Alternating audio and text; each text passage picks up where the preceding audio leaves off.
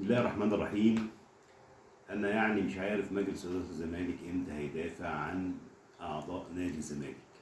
اللي حصل امبارح في مباراة كرة اليد شيء يعني لا يوصف، يعني ما أقدرش أقول عليه إيه يعني. خروج عن النص طبعا، الإشارات اللي إحنا شفناها دي. الكابتن أيمن شوقي وكتب على الهلال الأحمر، معرفش دي صفحته ولا لأ. يعني أنا مش مصدق لحد دلوقتي إن يكون أيمن شوقي كتب اللفظ اللي كتبه دوت، لكن مجلس الزرافين مش موجود. مجلس الزرافين مش موجود. مره الكابتن حسين لبيب يقول لك اصل مريم مصطفى ما كانتش حاطه الميداليه فعشان كده ما حدش سلم عليها. مره بيستنوا الجمهور، يعني شوفوا رد فعل الجمهور ايه الاول. يعني يبدو ان السجاده الحمراء بتكسر اعناق الرجال. السجاده الحمراء اللي اتحطت واللي كان فيها الاستقبال مجلس الزمالك الاهلي وتكسر اعناق الرجال. خلينا المجلس ساكت. المجلس هيطلع بيان يستنكر فيه، بس بعد امتى يعني؟ بعد ما كل الناس طبعا مستاء جدا من اللي حصل من قله من جمهور نادي الاهلي، طبعا مش الجمهور كله يعني. الاشارات اللي احنا شفناها والكلام اللي وجه ليه الهلال الاحمر. وبعدين عايز اسال سؤال، هي الهلال الاحمر بتنزل ليه عشان تسلم الميداليات؟ فين الكابتن هشام نصر؟ فين الكابتن حسين لبيب؟ فين اي عضو مجلس اداره؟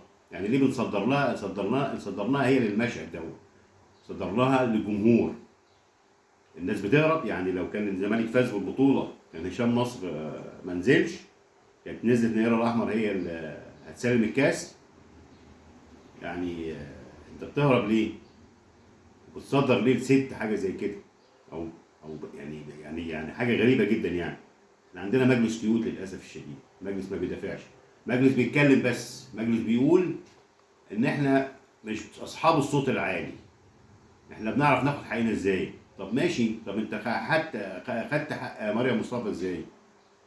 طب انت خدت حق نادي الزمالك ازاي من ابراهيم سعيد وهو بيهاجم ونجوم الزمالك وغيره وغيره وغيره وغيره؟ مفيش. ما تاخدش حق حد. زي ما قلت السجاده الحمراء هي المشكله. السجاده الحمراء هي المشكله، هي سبب الازمه كلها. لكن انت بتاخد حق ولا حتى بيجي لك حق؟ يعني انت ماشي ما بتتكلمش، لكن هل النادي اللي هو بيغلط فيك او الشخص اللي بيغلط فيك او الاعلام اللي بيغلط فيك او الاعلام اللي بيتكلم عنك بيعتذر لك؟ لا، ما بيعتذرش، بل بالعكس بيزيد اكتر واكتر واكتر.